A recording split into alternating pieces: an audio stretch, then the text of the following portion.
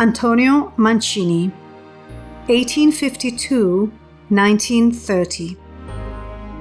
After the Duel, 1872. Oil on canvas, 162 centimeters by 105 centimeters. Vertical format. Signed on bottom left. This vertical format work is painted realistically. It portrays a boy around the age of 10, standing still in a room, up against a wall in the back. He seems to be stepping away from a blood-stained shirt and the blade of a sword, partly visible under the garment. The title, After the Duel, reveals the origin of this theatrically dramatic scene.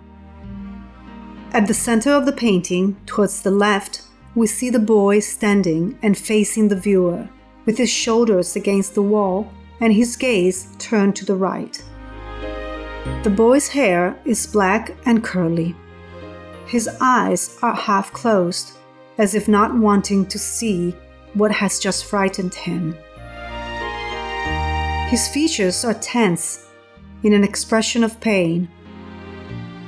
Also, his pose indicates a feeling of fear and anguish. His right arm, to the left of the viewer, is folded on top of his chest.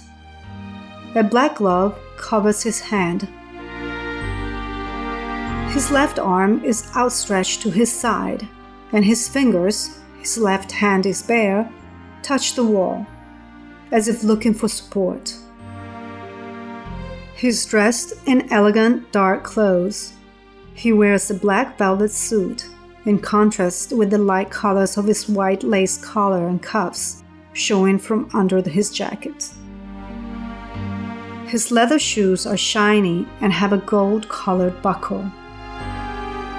On the bottom right, in the foreground, we see what has frightened the boy. A blood-stained white shirt placed on the tall backrest of a chair. The dark red stains of blood stand out against the white fabric of the shirt, as do the blood fingerprints on the sleeves. On the left, from under the shirt, we also see the horizontal blade of a silver long sword, the weapon that was used during the duel. The young protagonist cannot take his eyes away from this brutal image. The feeling of distress is emphasized by two elements on the edges of the canvas.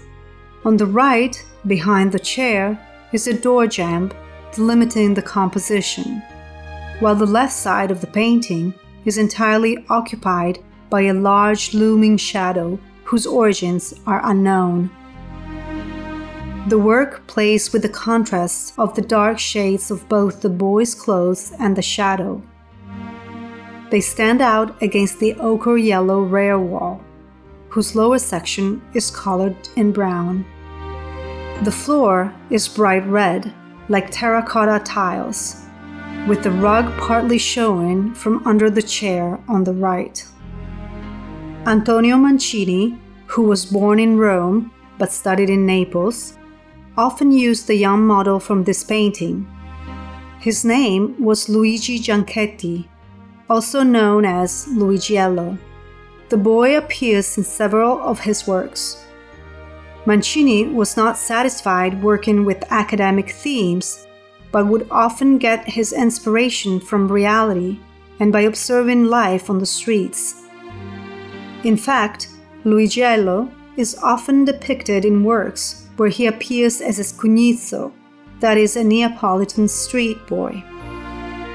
In the painting, Boy with Toy Soldiers, which Mancini painted a few years later and is currently on exhibit at the Philadelphia Museum of Art, the young model is featured once again in the same identical clothes. The compositions the painters represented in his canvases were created entirely in his studio. Besides Naples' art scene, during his life, Mancini also came into contact with numerous collectors and artists, including international ones, as he traveled to Venice, Rome, London, and Paris. In the final years of his life, he was the recipient of numerous accolades at major art events in Italy.